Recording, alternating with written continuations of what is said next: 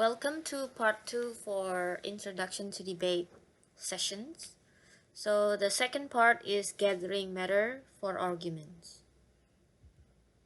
Okay, we have done this earlier, 2 weeks ago, I think, but Mr. Pitt finds that you need more explanation about this because some of you ask me why we need to answer all of these questions and why don't we just write arguments directly, by ourselves, things like that. Basically, that's what usually new debaters think. New debaters usually think that I will just use my own arguments and logic. I don't need other people's opinions. I just need to guess the reasons because it's easy. I have some knowledge about this. I'll just go with it. But that's exactly where the problem lies. The problem is a little knowledge is a dangerous thing. What does it mean? Sometimes when we have a little knowledge about something, we feel like that's it. We know already everything about it. We don't need other people's opinion or more knowledge about it because you feel like you already know it, which is probably not the case.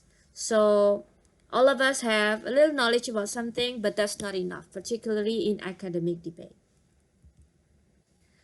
Now, we know there are several debate systems already, like British, American, Asian, and several others.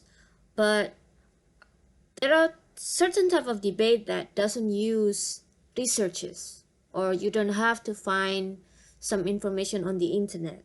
So this debate system is called impromptu debate.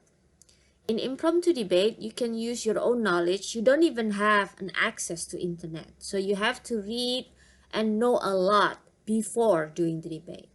But usually this type of debate is done just for fun. So it's not a competition, not in tournaments. And advanced debaters do this usually for fun, not in tournaments. While in tournaments, you have prepared motions and you are expected to research about the matter beforehand, so before the tournament.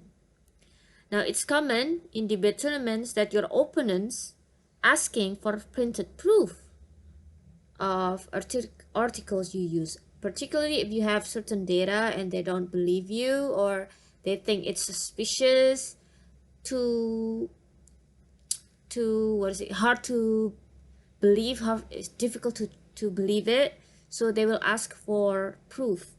And if some of you have gone to a competition, sometimes you're asked to print out the materials that you use from internet.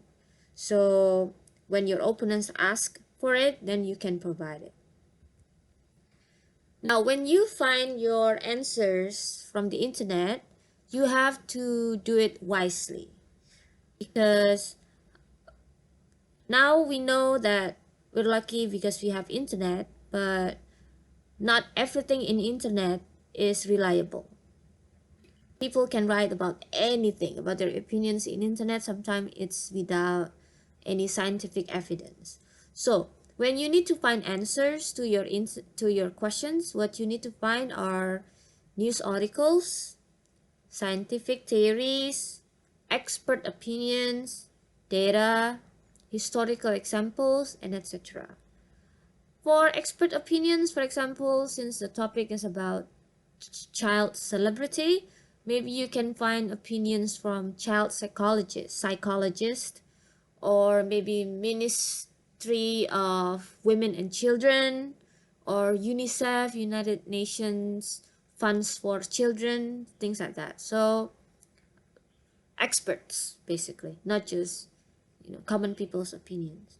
Now, you also need to use official websites, not random blogs or questionable websites or Wikipedia. Now, you might be surprised. What? I cannot use Wikipedia? Well, you can. You can use Wikipedia, but here is how to use it. When you use Wikipedia source, sometimes you can see small numbers like this. If I need to find the definition of UNICEF, this was taken from Wikipedia. Usually there is a small number like this. If you click this small number, it will lead to the primary source. They call primary source. What you need to copy and paste on your Matter document is the primary source, not the Wikipedia page. Okay, so you click this number, whatever information you need, maybe number 1, number 2, or number 3, just click it and it links you to the original source. And this is the original source. You need to copy and paste the primary source or the original source. After you gather your matter, you need to put it in an organized way. For example, what is children? And this is the answer. The answer, a child is any person under the age of 18, and this is the source. The next one, what do children do in a military boot camp? This is what I found from a military boot camp website. They explain what the kids do there, and this is the source. So this is the expectations for debaters, how they should answer these questions. Because all of these things is easy, anyone can answer it. Like, what is children? Oh, children is any person under 18. I know that. However, if suddenly your opponents come up with, but according to www.scientificamerican.com, children is actually under 21, and you don't have a source for your under 18, then your opponents will get the right to use that definition, not your definition, because you don't have a source. Well, do they have a source? Well, they have a source. Okay, so having a strong source is really important in debate. And then it also gives you you can avoid fighting about what's the age of children.